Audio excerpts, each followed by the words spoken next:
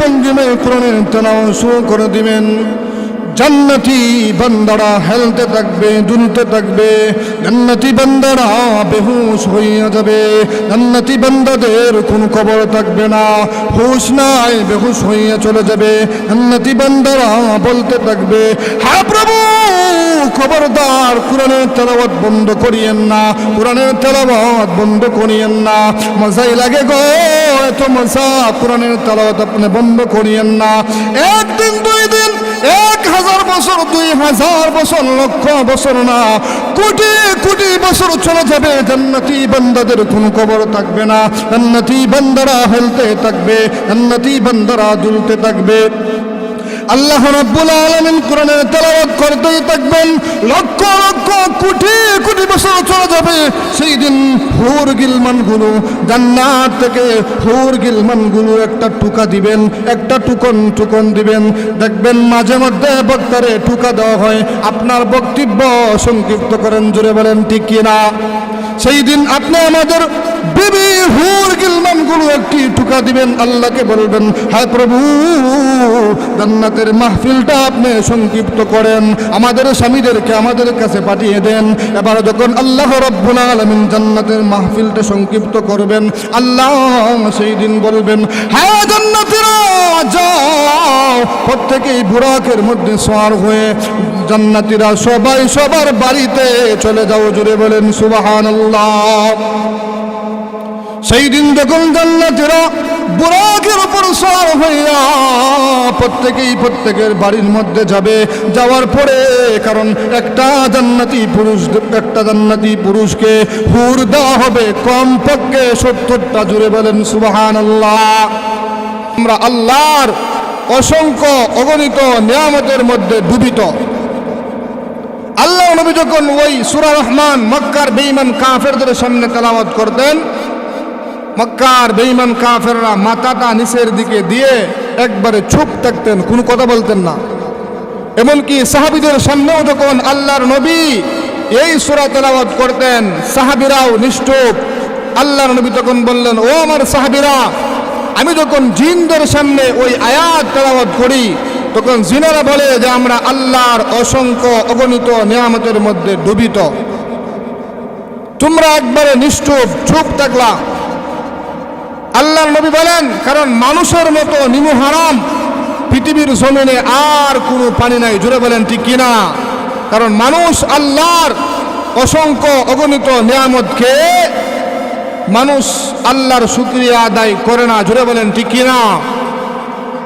আল্লাহ রাব্বুল আলামিন যখন কাল কিয়ামতের দিন সমস্ত মানুষদেরকে জান্নাত দান করবেন, জান্নাতের মধ্যে মানুষেরা যাবে। দুনিয়াতে আপনারা উলামায়ে কেরামদের জবান থেকে জান্নাতের বর্ণনা শুনেছেন, এমনকি বিশ্বনবী রাহমাতুল লিল আলামিনও জান্নাত জাহান্নামের ওয়াজ সাহাবীদের সামনে করেছেন। যাওয়ার পরে আল্লাহ রাব্বুল আলামিন জান্নাতি বান্দাদেরকে বলবেন, হ্যাঁ জান্নাতীরা, ওই জান্নাতে আসার পরে অসংখ্য নাজ নিয়ামত তোমাদেরকে দেওয়া হলো, তোমাদেরকে বাড়ি দিলাম, গাড়ি দিলাম, নারী দিলাম, অট্টালিকা দিলাম। হ্যাঁ জান্নাতীরা, বলো তো দেখি দুনিয়াতে তোমরা জান্নাতের বর্ণনা আমার বিশ্বনবীর উলামায়ে কেরামদের জবান থেকে শুনেছ। বাস্তবে জান্নাতে আসার পরে আমি যেই নিয়ামতের কথা দুনিয়াতে বর্ণনা করেছি, বাস্তবে তোমরা আসার পরে তা পেয়েছো কি? জান্নাতি বান্দারা সেই দিন বলবেন, হ্যাঁ প্রভু, দুনিয়াতে মাত্র 3 ভাগের আলোচনা আমরা শুনেছি, বাকি 97 গুণ আমাদেরকে বোনাস দিয়েছেন, জুড়ে বলেন সুবহানাল্লাহ। আমার পরে বিশ্বনবী রাহমাতুল লিল আলামিন যেই দিন মেরাজের রাজনীতে জান্নাত ভ্রমণ করলেন, জাহান্নাম ভ্রমণ করলেন, জান্নাতের অসংখ্য অগণিত নাজ নিয়ামত দেখলেন। মেরাজ থেকে আসার পরে সাহাবাই কেরামদেরকে বিশ্বনবী জান্নাতের বর্ণনা দিয়ে বলেন, ও সাহাবীরা ভালো করে শুনো, আল্লাহ রাব্বুল আলামিন কোরআনের মধ্যে জান্নাতের মাত্র 3 ভাগের আলোচনা করেছেন, বাকি 97 গুণ তোমাদেরকে বোনাস দিয়েছেন। জোরে বলেন সুবহানাল্লাহ। আল্লাহ রাব্বুল আলামিন বলবেন, হ্যাঁ বান্দা বল তোর কিছু চাওয়া পাওয়ার আছে কি? জান্নাতি বান্দারা সেই দিন কোনো কথা বলবে না, সাধারণ জান্নাতীরা সেই দিন কোনো কথা বলবে না। তারা দুনিয়ার আলেম ওলামাদের দিকে তাকিয়ে থাকবে, কারণ আল্লাহ কিভাবে বলবে, আল্লাহর কাছে কি চাইবে? আল্লাহ বাড়ি দিয়েছে, গাড়ি দিয়েছে, হুর গিলমান দিয়েছে, অট্টালিকা দিয়েছে, এত এত নাজ নিয়ামত দেওয়ার পরে আল্লাহর কাছে কি চাইবে? এবার দুনিয়ার আলেমদের দিকে তাকিয়ে থাকবে। দুনিয়ার আলেমরা সেই দিন আল্লাহ রাব্বুল আলামিনের দরবারে ডাক দিয়া বলবেন, হ্যাঁ প্রভু, আসমান জমিনের মালিক আল্লাহ, জান্নাতের অসংখ্য নাজ নিয়ামত ভোগ করলাম। জান্নাতে আসার পরে ওই জান্নাতের বাড়ি গাড়ি নারী পাওয়ার পরে আমাদের অর্ধেক কলিজা ঠান্ডা হয়েছে, বাকি অর্ধেকটা কলিজা এখনো ঠান্ডা হয় নাই। জোরে বলেন সুবহানাল্লাহ। আল্লাহ রাব্বুল আলামিন বলবেন, হ্যাঁ বান্দা, আমি কি তোদেরকে দুধের নহর দেই নাই? হ্যাঁ প্রভু দিয়েছ।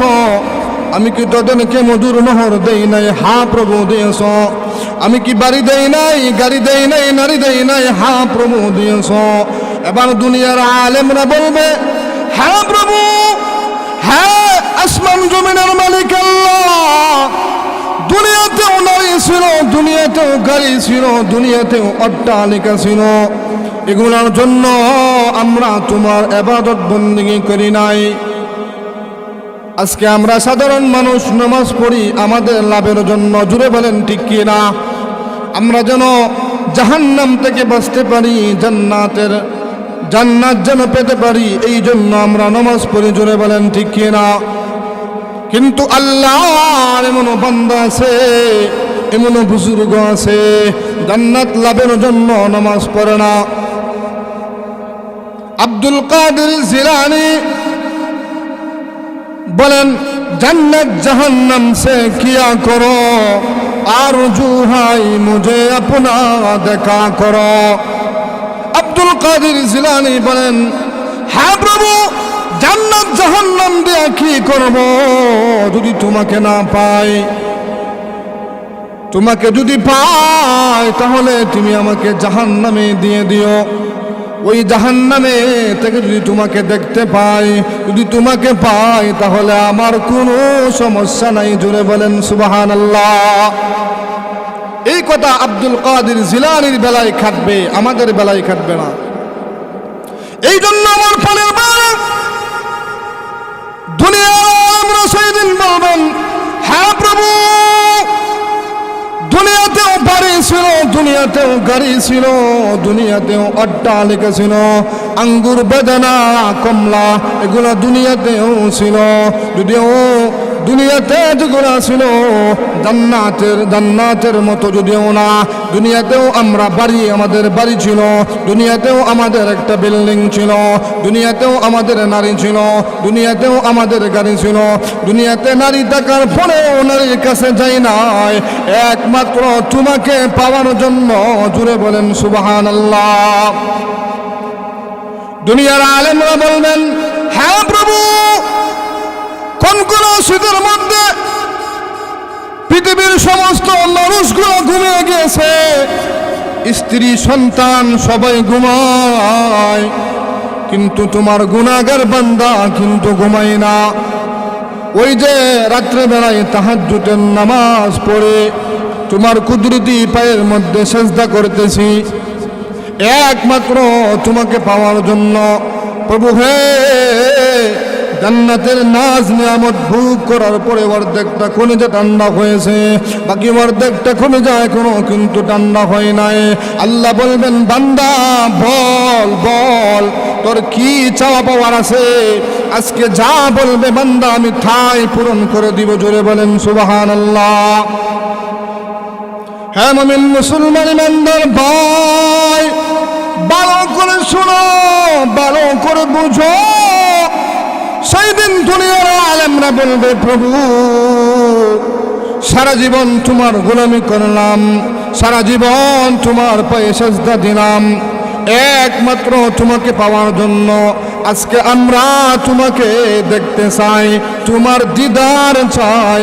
আল্লাহ রাব্বুল আলামিন বলবেন হ্যাঁ বান্দা, তোদের আবদার মোনাজাত আমি কবুল করলাম, আমার দিদার তোদেরকে অবশ্যই দিব। জোরে বলেন সুবহানাল্লাহ। আল্লাহ রাব্বুল আলামিন সেই দিন সমস্ত ফেরেশতাদেরকে বলবেন হ আমার ফেরেশতারা, দুনিয়ার আলেম ওলামা সমস্ত জান্নাতীদেরকে বলো দারুস সালাম নামক জান্নাতে যাওয়ার জন্য। এবার সমস্ত মানুষেরা দারুস সালাম নামক জান্নাতের মধ্যে চলে যাবে। আল্লাহ রাব্বুল আলামিন বলবেন হ্যাঁ ফেরেশতারা, বিশাল একটা স্টেজের ব্যবস্থা করো, বিশাল একটা প্যান্ডেল করো, মাহফিলের ব্যবস্থা করো। ওই দারুস সালাম নামক জান্নাতের মধ্যে আমার দিদার দিব। আজকে আমরা ওয়াজ শোনার জন্য নরমাল বিছানার মধ্যে বসে রে ভাই, কিন্তু কিয়ামতের কঠিন ময়দানে সেই দিন আল্লাহর দিদার দিবে। সেই দিন প্রত্যেকটা ব্যক্তিকে এক একটা করে চেয়ার দেওয়া হবে, একটা চেয়ারের উচ্চতা হবে দুনিয়া থেকে আসমান পর্যন্ত। জুড়ে বলেন সুবহানাল্লাহ। শুধু তাই না, এই ছেলের এত পরিমাণ দাম হবে রে ভাই, একটা ছেলের পায়া যদি বিক্রি করা হয় ওই তামাম পৃথিবীটা বিক্রি করে একটা ছেলের পায়া কিনা যাবে না। জুড়ে বলেন সুবহানাল্লাহ। আল্লাহ রাব্বুল আলামিন সেই দিন বিশাল বড় একটা মাহফিলের ব্যবস্থা করবেন। ওই মাহফিলের মধ্যে বিশেষ বক্তাও থাকবে, প্রধান বক্তাও থাকবে। বিশেষ বক্তা কে হবে? আল্লাহ রাব্বুল আলামিন সেই দিন বিশেষ বক্তা দাওয়াত দিবেন আল্লাহর পয়গম্বর হযরত দাউদ আলাইহিস সালামকে। প্রধান বক্তা কে হবে? যিনি দুনিয়াতেও প্রধান, সাইয়্যিদুল মুরসালিন, খাতামুন নবীন, রহমতে আলম বিশ্বনবী মুহাম্মদুর রাসূলুল্লাহ সাল্লাল্লাহু আলাইহি ওয়াসাল্লাম জান্নাতের প্রধান বক্তা হবেন। জুড়ে বলেন আল্লাহু আকবার। এবার জুড়ে বলেন আল্লাহু আকবার। আল্লাহ রাব্বুল আলামিন বিশ্ব নবীকে প্রধান বক্তা হিসেবে দাওয়াত দিবেন। আল্লাহর পয়গম্বর হযরত আদম আলাইহিস সালাম থেকে নিয়ে ঈসা আলাইহিস সালাম পর্যন্ত সমস্ত নবীরা জান্নাতের মধ্যে থাকবেন। 1 লক্ষ মতান্তরে 2,24,000 পয়গম্বর থাকবেন। সমস্ত পয়গম্বররা থাকবেন শ্রোতা হিসাবে, আমাদের নবী এবং দাউদ পয়গম্বর থাকবেন বক্তা হিসাবে। জুড়ে বলেন সুবহানাল্লাহ। সভাপতি কে হবে? সভাপতির আসন পালন করবেন স্বয়ং আমার আল্লাহ। জুড়ে বলেন সুবহানাল্লাহ। এবার ওই মাহফিলের মধ্যে বিশেষ বক্তাও বসা, প্রধান বক্তাও বসা। আল্লাহ কিন্তু এখনো আসে নাই। জান্নাতের নিচ থেকে মেসকে আম্বরের মতো একটা গ্রাম সরাইয়া ছিটাইয়া দিবে। জান্নাতীরা আনন্দে আত্মহারা হয়ে যাবে। হ্যাঁ মুমিন মুসলমান ইমানদার ভাই, ভালো করে শুনো, ভালো করে বোঝো। জান্নাতে যাওয়ার পরে জান্নাতি মানুষ যখন একটা নহরের মধ্যে গোসল দিবে, দেওয়ার পরে বান্দার শরীরের মধ্যে কয়েকটা পরিবর্তন এসে যাবে। জান্নাতি বান্দা যেই মতো নহরের মধ্যে গোসল দিবে, দেওয়ার পরে দুনিয়াতে কেউ মরতে চাই না, দুনিয়াতে সবাই থাকতে চাই। জুড়ে বলেন ঠিক কিনা? কিন্তু দুনিয়াতে ওই আশা আপনার পূরণ হবে না। জান্নাতে যাওয়ার পরে আপনার আর মরণ হবে না, আপনাকে মরণ আর গ্রাস করতে পারবে না। 2 নম্বরে যখন আপনাকে গোসল দেওয়ানো হবে নহরের ভিতরে, একটা নহরের মধ্যে, নদীর মধ্যে গোসল দেওয়ানোর পরে আপনার বডি হয়ে যাবে 7 হাত লম্বা। জোরে বলেন সুবহানাল্লাহ। দুনিয়াতে সবাই চায় যেন আমার একটা সুন্দর বডি হয়। সেই দিন আল্লাহ 7 হাত লম্বা বডি দিবেন, সিনাটা হবে 7 হাত প্রশস্ত। জোরে বলেন সুবহানাল্লাহ। 2 নম্বরে ওই জান্নাতি যুবক, দুনিয়াতে সবারই আশা আমি আমার চেহারা যেন সুন্দর হয়, আমি যেন একটা সুন্দর চেহারার অধিকারী হতে পারি। জুড়ে বলেন ঠিক কিনা? ওই জান্নাতে যাওয়ার পরে চেহারা দেওয়া হবে আল্লাহর পয়গম্বর হযরত ইউসুফ আলাইহিস সালামের মতো। জুড়ে বলেন সুবহানাল্লাহ। 3 নম্বরে আমার পানের বেড়া, 3 নম্বরে দুনিয়াতে সব মানুষ চায় যেন আমার কণ্ঠটা সুন্দর হয়, আমি যেন সুন্দর কণ্ঠে ইসলামী সঙ্গীত, ইসলামী গান গাইতে পারি। কিন্তু দুনিয়াতে সবার কণ্ঠ কিন্তু সুন্দর না। জুড়ে বলেন ঠিক কিনা? ওই জান্নাতে যাওয়ার পরে ওই জান্নাতি ব্যক্তিকে কণ্ঠ দেওয়া হবে আল্লাহর পয়গম্বর হযরত দাউদ আলাইহিস সালামের মতো। জুড়ে বলেন সুবহানাল্লাহ। এতগুলো পরিবর্তন হওয়ার পরে এবার আল্লাহ রাব্বুল আলামিন দারুস সালাম নামক জান্নাতের মধ্যে বিশেষ বক্তাও থাকবেন, প্রধান বক্তাও থাকবেন।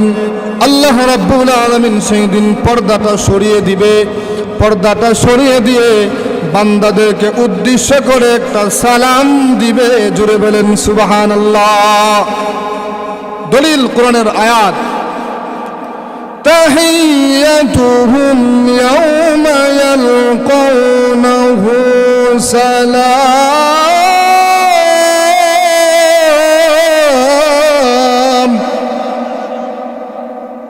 আল্লাহ বলবেন আসসালামু আলাইকুম ইয়া ইবাদি। আমার পরের বার আল্লাহ যখন বান্দাকে সালাম দিবেন সেই দিন জান্নাতি বান্দারা আনন্দে আত্মহারা হয়ে যাবে। জীবনভর যেই মালিকের গোলামি করলাম আজকে সেই মালিক আমাদেরকে সালাম দেয়। জান্নাতি বান্দারা আনন্দে আত্মহারা হয়ে যাবে। আল্লাহ এবার সভাপতির আসনে বসবেন। সেই দিন আল্লাহ মাহফিল শুরু করবেন মহাগ্রন্থ আল কোরআন দিয়া। জুড়ে বলেন সুবহানাল্লাহ। আজকে দুনিয়াতে কিছু নাস্তিক মুরতাদরা বলে যে কোরআন পুরাতন হয়ে গিয়েছে, কোরআনের বিধান এখন আর চলে না।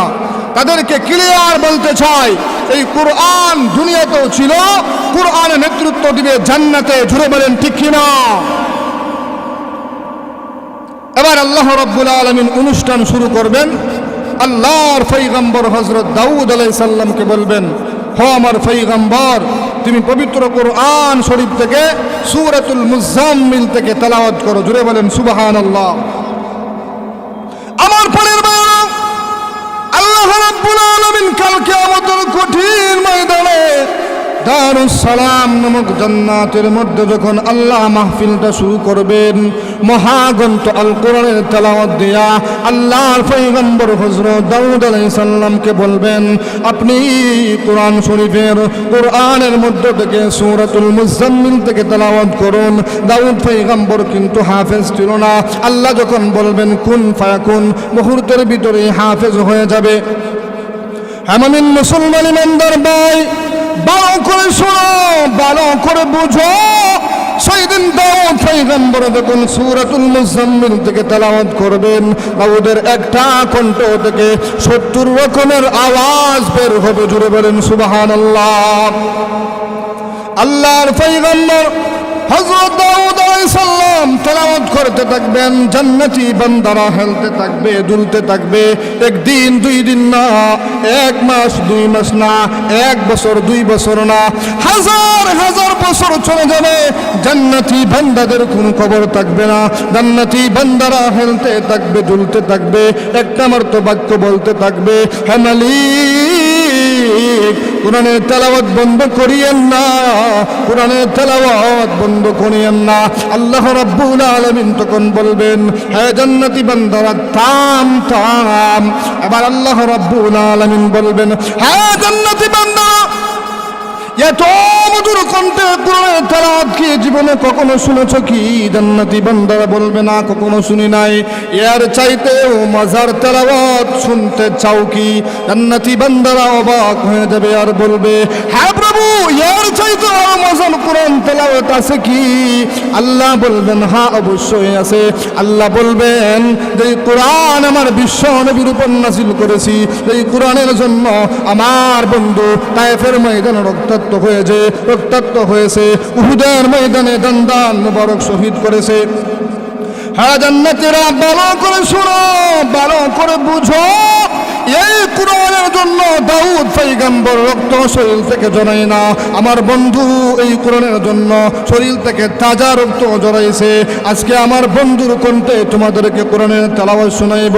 আল্লাহ সেই দিন বিশ্বনবীকে ডাক দিয়া বলবেন, ও আমার হাবিব, ওখানে 2 দিন না, 1000 বছর, 2000 বছর না, লক্ষ লক্ষ বছর চলে যাবে, জান্নাতি বান্দাদের কোনো খবর থাকবে না। জান্নাতি বান্দারা বলবেন, হে মালিক, সাবধান সাবধান, কোরআনের তেলাওয়াত বন্ধ করিয়েন না।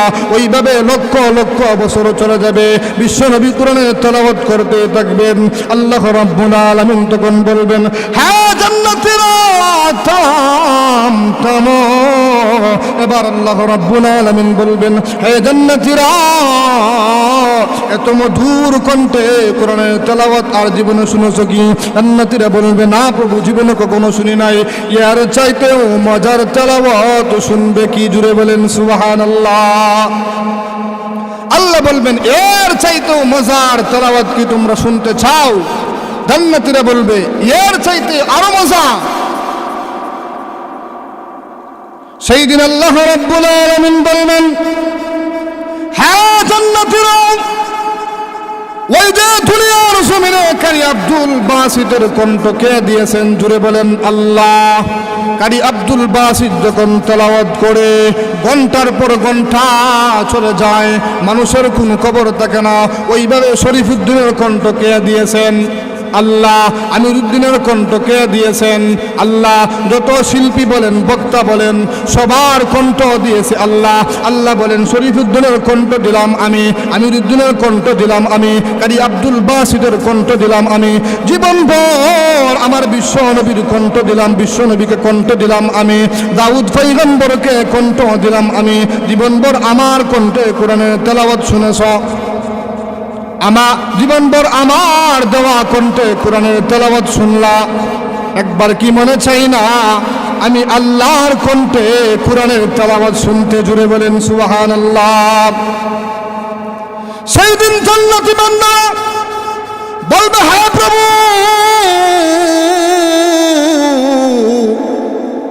আমাদের অনেক ইচ্ছা হয়েছিল দুনিয়াতেও আপনার কণ্ঠে কোরআনের তেলাওয়াত শোনার জন্য।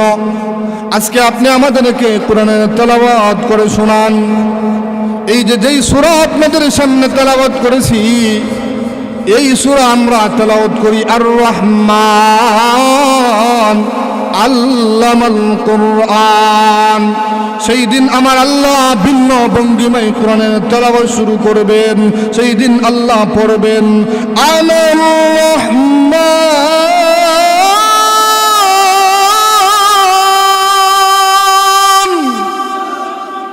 আল্লামাল কুরআন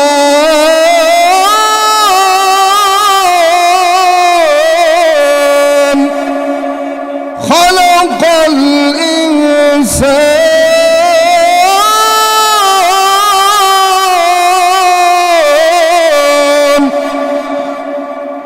আমার পরিবার আল্লাহ রাব্বুল আলামিন যখন সেই দিন ভিন্ন ভঙ্গিমায় কোরআনের তেলাওয়াত শুরু করে দিবেন, জান্নাতি বান্দারা হেলতে থাকবে, দুলতে থাকবে, জান্নাতি বান্দারা বেহুশ হইয়া যাবে, জান্নাতি বান্দাদের কোনো খবর থাকবে না, হুশ নাই, বেহুশ হইয়া চলে যাবে। জান্নাতি বান্দারা বলতে থাকবে, হ্যাঁ প্রভু, খবরদার কোরআনের তেলাওয়াত বন্ধ করিয়েন না, কোরআনের তেলাওয়াত বন্ধ করিয়েন না। মজাই লাগে গো, এত মজা, কোরআনের তেলাওয়াত আপনি বন্ধ করিয়েন না। একদিন, 2 দিন, 1000 বছর, 2000 বছর, লক্ষ বছর না, কোটি কোটি বছর চলে যাবে, জান্নাতি বান্দাদের কোনো খবর থাকবে না। জান্নাতি বান্দারা হেলতে থাকবে, জান্নাতি বান্দারা দুলতে থাকবে। আল্লাহ রাব্বুল আলামিন কোরআনের তেলাওয়াত করতেই থাকবেন, লক্ষ লক্ষ কোটি কোটি বছর চলে যাবে। সেই দিন হুর গিলমানগুলো জান্নাত থেকে, হুর গিলমানগুলো একটা টুকা দিবেন, একটা টুকন দিবেন। দেখবেন মাঝে মধ্যে বক্তারে টুকা দেওয়া হয়, আপনার বক্তব্য সংক্ষিপ্ত করেন, জোরে বলেন ঠিক কিনা? সেই দিন আপনি আমাদের বিবি হুর গিলমানগুলো একটি টুকা দিবেন, আল্লাহকে বলবেন, হায় প্রভু, জান্নাতের মাহফিলটা আপনি সংক্ষিপ্ত করেন, আমাদের স্বামীদেরকে আমাদের কাছে পাঠিয়ে দেন। এবার যখন আল্লাহ রাব্বুল আলামিন জান্নাতের মাহফিলটা সংক্ষিপ্ত করবেন, আল্লাহ সেই দিন বলবেন, হ্যাঁ জান্নাতীরা যাও, প্রত্যেকেই বুরাকের মধ্যে সওয়ার হয়ে জান্নাতীরা সবাই সবার বাড়িতে চলে যাও, জুড়ে বলেন সুবহানাল্লাহ। সেই দিন যখন জান্নাতীরা বুরাকের উপর সওয়ার হইয়া প্রত্যেকেই প্রত্যেকের বাড়ির মধ্যে যাবে, যাওয়ার পরে, কারণ একটা জান্নাতি পুরুষকে হুর দেওয়া হবে কমপক্ষে 70টা, জুড়ে বলেন সুবহানাল্লাহ।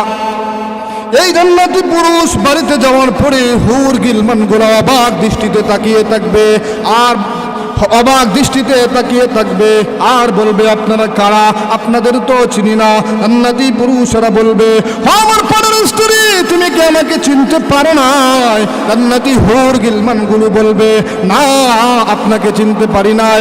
এবার জান্নাতি পুরুষ বলবে, আমি হলাম এই বাড়ির মালিক, তোমার স্বামী, জুড়ে বলেন সুবহানাল্লাহ। জান্নাতি হুর গিলমানগুলো বলবে, আপনি আগের চাইতেও আল্লাহর দিদার পাওয়ার কারণে 1000 গুণ সুন্দর বেশি হয়ে গেছেন, জুড়ে বলেন সুবহানাল্লাহ। হ্যাঁ মুমিন মুসলমান ইমানদার ভাই, ভালো করে শোনো, ভালো করে বুঝো, এই জান্নাতের মধ্যে, আল্লাহর দারুস সালাম নামক জান্নাতের মধ্যে যদি আমরা বসতে হয়, যদি আমরা আল্লাহর মাহফিলের মধ্যে বসতে হয়, তাহলে অবশ্যই আমাদেরকে 2টা কাজ করতে হবে, জুড়ে বলেন কয়টা? 2টা। 1 নম্বর হলো আমাদের ঈমান মজবুত করতে হবে, 2 নম্বর হলো নেক আমল করতে হবে। এই 2টা কাজ করতে পারলে আশা করা যায় জান্নাতি মাহফিলের মধ্যে আমরা বসতে পারবো, জুড়ে বলেন ঠিক কিনা? জান্নাতি মাহফিলের মধ্যে বসতে হলে ওই যে দুনিয়ার যে সমস্ত নবীর বাগান, মাদারিসে কওমিয়া মাদ্রাসাগুলো আছে, ওই মাদ্রাসার সাথে আমাদের তাল্লুক থাকতে হবে, জুড়ে বলেন ঠিক কিনা? মাদ্রাসার প্রতি আমাদের নেক নজর রাখতে হবে। মহিলা মাদ্রাসা হোক, পুরুষ মাদ্রাসা হোক, যদি ওইখানে আমাদের মহব্বত থাকে, নেক নজর থাকে, তাহলে আশা করা যায় আমরা সেই জান্নাতে মাহফিলের মধ্যে বসতে পারবো, জুড়ে বলেন ঠিক কিনা? একজন হাফেজে কোরআনের সম্মান কত বেশি দেখেন। আমার পরের বার হাফেজে কোরআনকে কিয়ামতের কঠিন ময়দানে আল্লাহ রাব্বুল আলামিন বলবেন, ইকরা, পড়ো।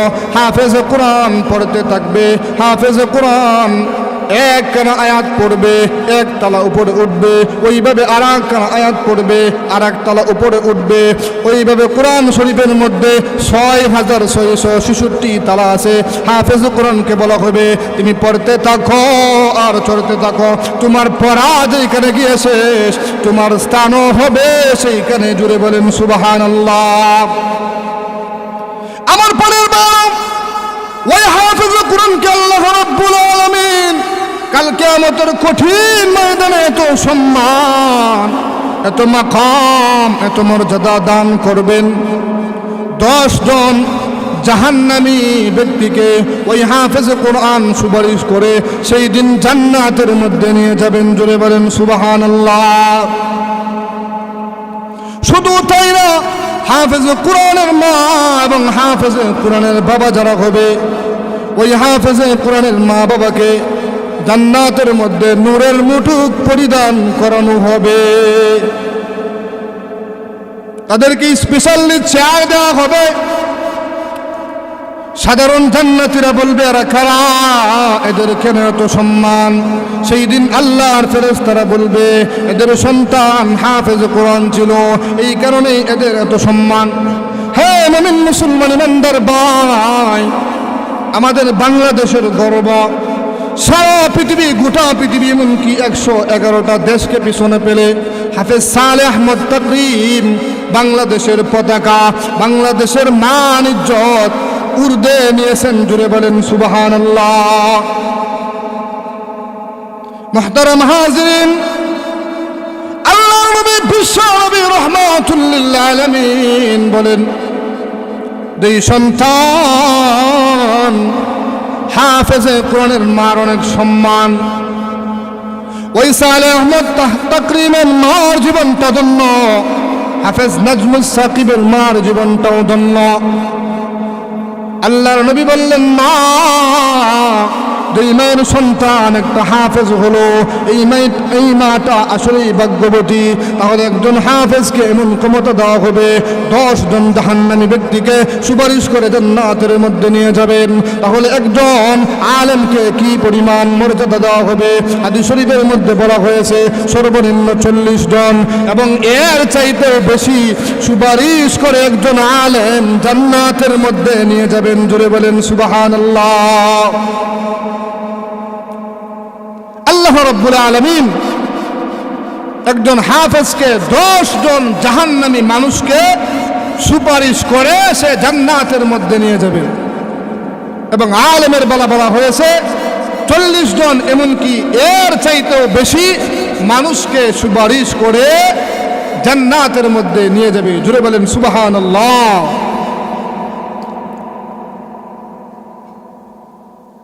আজকে মনে করেন উদাহরণস্বরূপ আশরাফ আলী থানভী রহমতুল্লাহ আলাইহি একটি ঘটনা এনেছেন।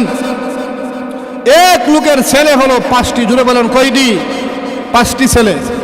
এর মধ্যে এক ছেলে হলো ডাক্তার, এক ছেলে ইঞ্জিনিয়ার, এক ছেলে মাস্টার, এক ছেলে জজ ব্যারিস্টার, আর এক ছেলে কোরআনের হাফেজ। ওই 5টি সন্তান 5 লাইনে শিক্ষিত, তবে একটি সন্তান কোরআনের হাফেজ। আমার পরিবার এবার যখন ওই লোকটা দুনিয়ার জমিন থেকে মারা গেল, পৃথিবীর জমিন থেকে চলে গেল, যাওয়ার পরে সমস্ত সন্তানেরা আসলো। যেই সন্তানের পিছনে কোটি কোটি টাকা ব্যয় করেছে, এই সন্তান কিন্তু জানাজার নামাজ পড়াইতে পারবে না। জুড়ে বলেন ঠিক কিনা? সেই দিন ইমাম সাহেব বলবে, আব্দুল করিম তুমি সামনে আসো। ওই হাফেজ কোরআন সেই দিন তার বাবার জানাজার নামাজ পড়াইবে। জুড়ে বলেন সুবহানাল্লাহ। হ্যাঁ মুমিন মুসলমান ইমানদার ভাই, যেই সন্তানটাকে আপনি ইঞ্জিনিয়ার বানাইলেন, এই সন্তান জানাজার নামাজের মধ্যে দাঁড়াইবে। জানাজার নামাজ কিভাবে পড়ে? ঈদের নামাজের মতো সে মনে করবে। সে যখন আল্লাহু আকবার বলে তাকবীর দিবে, আবার যখন আল্লাহু আকবার বলবে সে তখন ডানে চায়, সে তখন বামে চায়। জুড়ে বলেন ঠিক কিনা? আপনার ওই সন্তানটা ইঞ্জিনিয়ার হয়েছে ঠিক, কিন্তু জানাজার নামাজ কিন্তু পড়াইতে পারে না। জুড়ে বলেন ঠিক কিনা? এবার যখন হাফেজ কোরআন জানাজার নামাজ পড়াইবে, নামাজ পড়ায়া হাফেজ কোরআন লাশটা নিয়ে যাবে, সবাই লাশটা নিয়ে কবরের দিকে যাবে। কবরে যাওয়ার পরে এবার কেউ কবরে নামবে না। আপনার ইঞ্জিনিয়ার সন্তান, আপনার ডাক্তার সন্তান কিন্তু কবরে নামবে না। কারণ হলো কবরে নেমে কি বলবে? কি বলে বাবা লাশটা কবরের মধ্যে রাখবে। এই শিক্ষা কিন্তু স্কুল ভার্সিটি কলেজের মধ্যে দেওয়া হয় না। জুড়ে বলেন ঠিক কিনা? ওই হাফেজ কোরআন কবরের মধ্যে নেমে বলবে, বাবা লাশটা আমার হাতের মধ্যে দাও। হাফেজ কোরআন সেই দিন বিসমিল্লাহি আলা মিল্লাতি রাসূলিল্লাহ বলে বাবার লাশটা কবরের মধ্যে রাখবে। জুড়ে বলেন সুবহানাল্লাহ। এই জন্য ভাই, দুনিয়াতে একটা সন্তানকে, কমপক্ষে একটা সন্তান হলেও কোরআনের হাফেজ বানান, অবশ্যই আপনার কাজে আসবে। দুনিয়াতে যদিও আপনাকে বেশি একটা টাকা পয়সা ইনকাম করে দিতে পারবে না, কিন্তু পরকালে এই সন্তান আপনাকে না নিয়ে কখনো জান্নাতের মধ্যে যাবে না। জোরে বলেন ঠিক কিনা? এই জন্য সর্বশেষ কথা, আমরা সকলেই যেন মাদারিসে কওমিয়া ওই মাদ্রাসার প্রতি আমরা নজর রাখি। এক ছেলে হলে একটা ছেলেকে হাফেজ বানান, আলেম বানান। যদি মেয়ে হয় তাহলে একটা মেয়েকে ওই মাদ্রাসার মধ্যে ভর্তি করেন। যদি আপনার একটা মেয়ে মহিলা মাদ্রাসার মধ্যে ভর্তি করেন, ওই মেয়েটা আপনার ঘরের মধ্যে এত সুন্দর করে তালিম দিবে, আপনার ঘরের মধ্যে পর্দা পশুদা, কোনটা হালাল কোনটা হারাম, কোনটা ফাক কোনটা নাফাক, এত সুন্দর করে তালিম দিয়ে আপনার ঘরটাকে তুলবে, ঘরটা মদিনাওয়ালা ঘরের মতো হয়ে যাবে। জুড়ে বলেন ঠিক কিনা? এই জন্য ভাই সর্বশেষ কথা হলো মাদ্রাসার প্রতি আমরা সুনজর রাখবো এবং আমাদের একটা ছেলে একটা মেয়ে হলে কমপক্ষে হাফেজ হাফেজা আলেম আলেমা বানাইবো। জুড়ে বলেন সকলেই বলি ইনশাআল্লাহ।